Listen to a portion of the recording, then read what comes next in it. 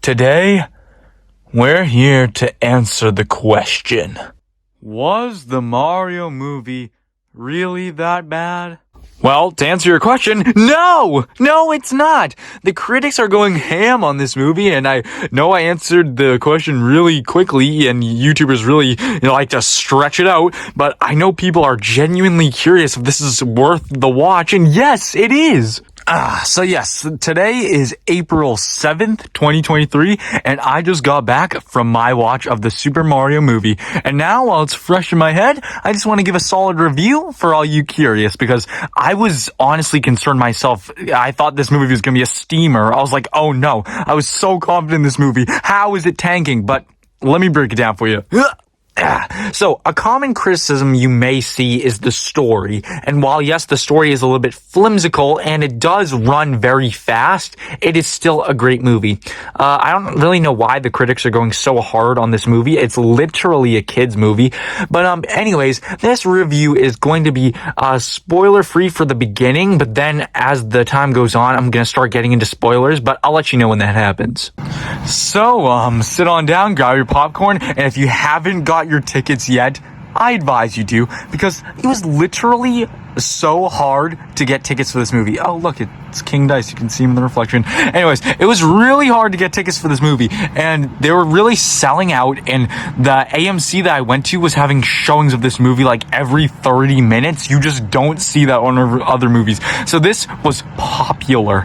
Now, so if you're bringing kids to this movie, this is a great movie for kids. It's obviously made by Illumination, so very lighthearted and friendly.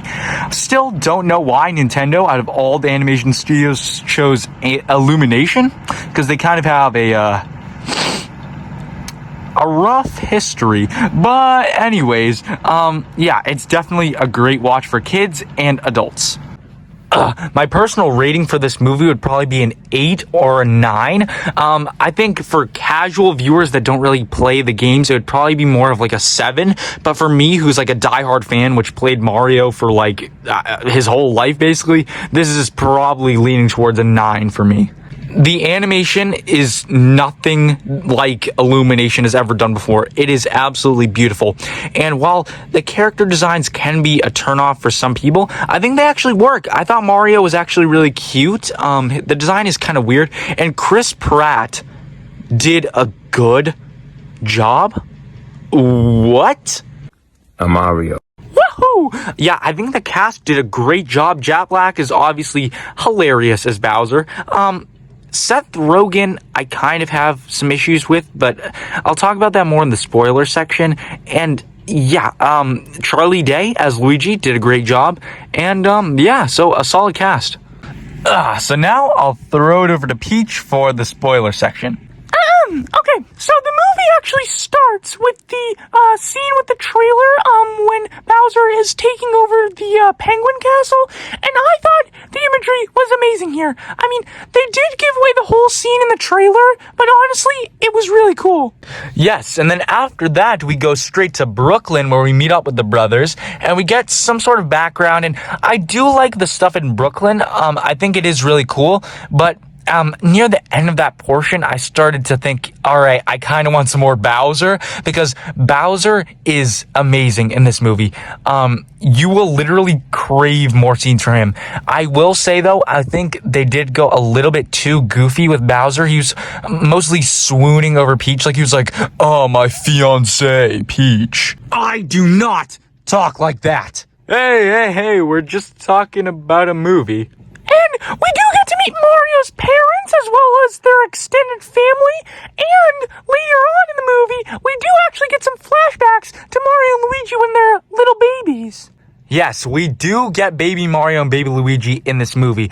Now, it's very brief, and the designs are accurate. They didn't stylize them at all, but we don't really get much information. We get like a little glimpse into their pasts, and Luigi's getting bullied, but then Mario stands up for him. So it's mostly just to show that Mario's like always been a good guy, but it doesn't really show anything about, Yoshi's Island or anything like that.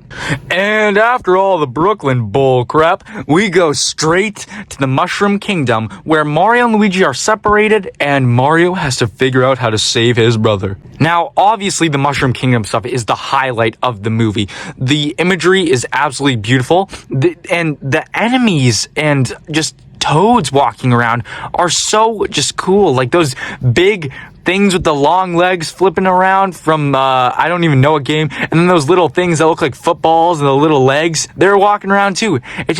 It feels so alive, and then seeing Mario interact with the toads is just, it's so cute, and it just shows how good of a guy Mario really is.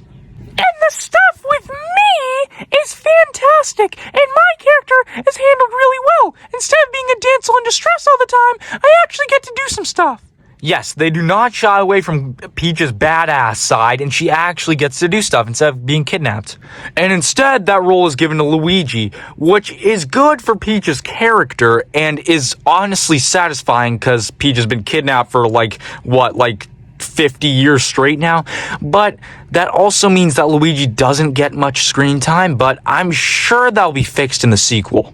You're probably right. And if we're lucky, maybe a Luigi's Mansion spin-off, but I'm getting sidetracked. So after Peach and Mario get introduced to each other, Peach trains Mario to get ready to fight Bowser, and that's when we get some more Bowser scenes. Now, inside Bowser's castle, they do not shy away from just the madness. Yes, they show almost every single, iconic Bowser minion, okay? They got Goombas, alright? There's a fair share of Koopas. And, whatever those things are. What the hell? Sorry about that. But we get this really brief scene, which I wish was longer, where there's Koopas rocking out on a stage and every minion is dancing and stuff. And Bowser gives this epic speech until he messes it up and is like, oh yeah, I love Peach. But look, I like the humor in this movie, but the swooning stuff was just a little bit overdone with Bowser's character. I wish he was a little bit more serious. I mean, with my character, I am Bowser. Right, yeah. The comedy in this movie I am yet to really mention. There's this extended scene where Mario and Luigi literally fight a dog in Brooklyn, so it gets kind of silly, but it honestly works for this style of movie, and it's not surprising because it is Illumination. Mario?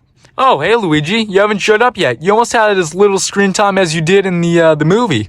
Very funny, Mario. Anyways, I'll take over from here. So, after we have some more Bowser stuff and get the Little Kingdom stuff, they talk about Donkey Kong. And so, they show the world map, and they obviously show the other worlds that they can go to probably in the sequels, like the desert world, the ice world, which we saw briefly, and then the Yoshi's Island world. So, it's very interesting how they showed this, and they're probably setting up for sequels. And then after that... oh yeah, bro, I'm Seth Rogen. Is that your Seth Rogen impression? So, don't get me wrong, the imagery in the Donkey Kong world is beautiful. There's winding tracks that the Kongs race on, and it's really cool. But the fight with Donkey Kong is not my favorite scene. Now, look. I know it's a homage to, the original Jump-A-Man game or whatever, but I think it just drags on a little bit too long, and Seth Rogen's voice, it doesn't do it for me. But it still is a really cool scene, because it shows off the cat box. You got the cat box! Oh my... I'm sorry. Okay. Yeah, I thought Cranky Kong was funny, and it did briefly show Diddy Kong, which is cool. And yeah, even though the Kong part may be my least favorite part of the movie, I still think it's really strong. It's very entertaining, and I like how they have a motive for actually being there instead of just shoving the Kongs in the movie, and we get a satisfying sort of explanation for that. And then obviously after that, we get the Rainbow Road scene. All of the Mario Kart stuff in this movie absolutely slaps, like my cheeks. They handled the Mario Kart stuff so flawlessly. I mean, I was worried because I was like, oh, okay, this seems kind of like a lot. But no, it actually makes sense. It's not them racing, it's more so just them traveling and then the Koopas invade. And seeing Rainbow Road in the full screen is just, it's really cool. And it's not a quick scene, too. I mean, I think we get a satisfying length of Mario Kart in this movie. And then after that, all the Kongs get captured, and then this kind of leads to the climax. So this whole time, Bowser has been trying to marry Peach, and then that leads to the wedding, which leads to the climax, which leads to explosions, boom, boom, boom, boom, boom. And the action in this climax is it's really cool. But the whole time, it left me wondering, what are they doing with Bowser? Because he didn't really get to fight. He got frozen, and then they sent this giant bonsai bill because Peach didn't want to marry him, and then it was all seeming to be like, oh, I guess this is ending. But then the bonsai bill goes into the pipe, it explodes, and everything from the Mario universe gets sucked out to Brooklyn.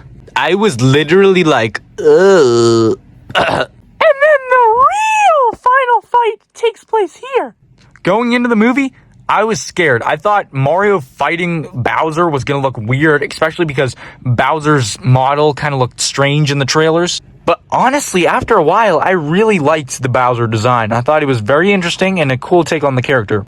And so they're fighting in the streets, and it's awesome, and the Koopas are charging in, and then Mario and Luigi grab onto the superstar and go ham. They absolutely destroy all the Koopas. It's awesome. They beat up Bowser, and at the end, they feed him a mini mushroom and trap him in a bottle, which is just awesome because it just proves how useless the mini mushroom is.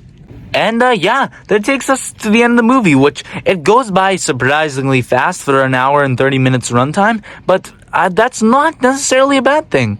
And then we get two after credit scenes. One is a joke of Bowser singing in his cell. Peaches, peaches, peaches, peaches, peaches, peaches. Yeah, written by Jack Black, of course. And then the second after credit scene is in the sewers, and then it pans over, and there's a Yoshi egg, and it cracks, and you hear the Yoshi.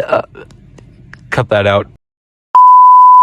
You hear the Yoshi sound effect, which is awesome, but leaves me kind of confused to where they're heading to in the sequel. I mean, everyone assumed Mario Galaxy, but that wouldn't really fit in with Yoshi unless Mario does use Yoshi a lot in Mario Galaxy 2, so they could be going with that route, or it could be more of a Yoshi's Island spinoff, perhaps? I mean, we did get a glimpse of both Baby Mario and Luigi and Yoshi's Island, so it's a possibility.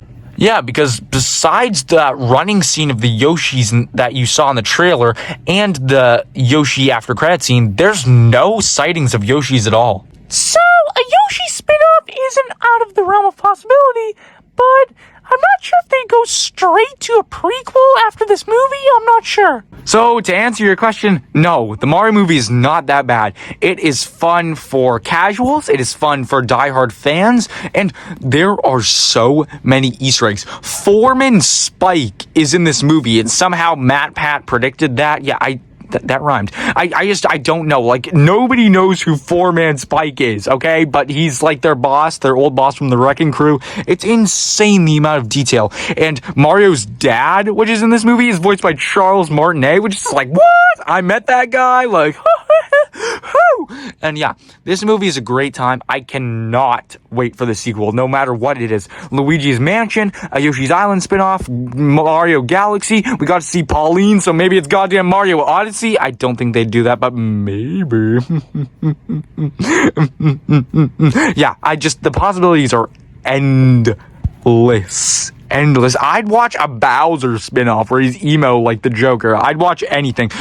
So, I give this a final rating of, I had a dumb grin on my face the whole time, so I'm gonna give it a 9 right now. That could just be like the nostalgia high that I'm on right now. It's probably gonna be an 8 in the final standings, but yeah, chuck it up there. Chuck it up there as the best Illumination movie of all time. So everyone just start praising Illumination because they made one good movie. I mean, keep in mind, guys, they did make the Minions move the Minions. What are the Minions? Also, Kamek is hilarious in this movie. What?